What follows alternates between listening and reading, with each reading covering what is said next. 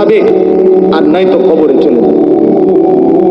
হয়তো যুবক বৃদ্ধ হবে, হয়তো বৃদ্ধ বাবা আর কিছুদিন হায়াত পাবেন, কিন্তু আপনাকে স্বীকার করেন আর নাই করেন, বুঝেন কিংবা না বুঝেন, গ্রহণ করেন আর বর্জন করেন, কাজে লাগান কিংবা নষ্ট করেন, হাসেন কিংবা কাঁদেন, মরে আপনাকে যেতেই হবে, আপনাকে চলেই যেতে হবে। আপনি চোখ বন্ধ রাখলেও মরে যাবেন, চোখ খোলা রাখলেও মরে যাবেন। আপনি যদি হাসতে থাকেন তবুও মরে যাবেন, আপনি যদি কাঁদতে থাকেন মরে যাবেন। জীবনে যে কোনোদিন দুঃখ দেখে নাই সেও মরে যাবে, জীবনে যে কোনোদিন সুখ দেখে নাই সেও মরে যাবে, সেও মরে যাবে। যুবক, তুমি যদি বুঝো তাইলেও হায়াত শেষ হবে, তুমি না বুঝিলেও হায়াত শেষ হবে। কাজে লাগাইলেও হায়াত শেষ হবে, কাজে না লাগাইলেও হায়াত শেষ হবে। আল ওয়াক্তু সাইফুন কাতিউন।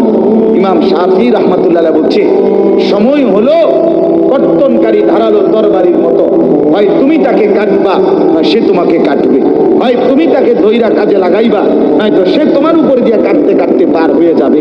তোমারে সোয়াত রাইখা সময় 6 ঘন্টা চলে যাবে, তোমারে ফালতু আড্ডার মধ্যে রাইখা সময় সকাল গড়িয়ে দুপুর হয়ে যাবে, চলেই যাবে, চলেই যাবে। তুমি গ্রহণ করো আর বর্জন করো। আমাদের হায়াত চলমান, আমরা কবরের যাত্রী, আমাদেরকে ফিরতেই হবে সেই গন্তব্যে। এটাকে অস্বীকার করার, অ্যাভয়েড করার, পাশ কাটাবার দোস্ত আমার কোনো সুযোগ আছে কি? কোনো সুযোগ বলেন না, কোনো সুযোগ আছে? আচ্ছা, তাহলে এই কথাটা বুঝলেন। এরপরে আসেন আরেকটা কথা। ইমাম ইবনু রজব হাম্বলি রাহমাতুল্লাহ আলাইহি উনি ওনার কিতাবে বলছেন, প্রত্যেকটা দিন যখন শুরু হয় সকালবেলা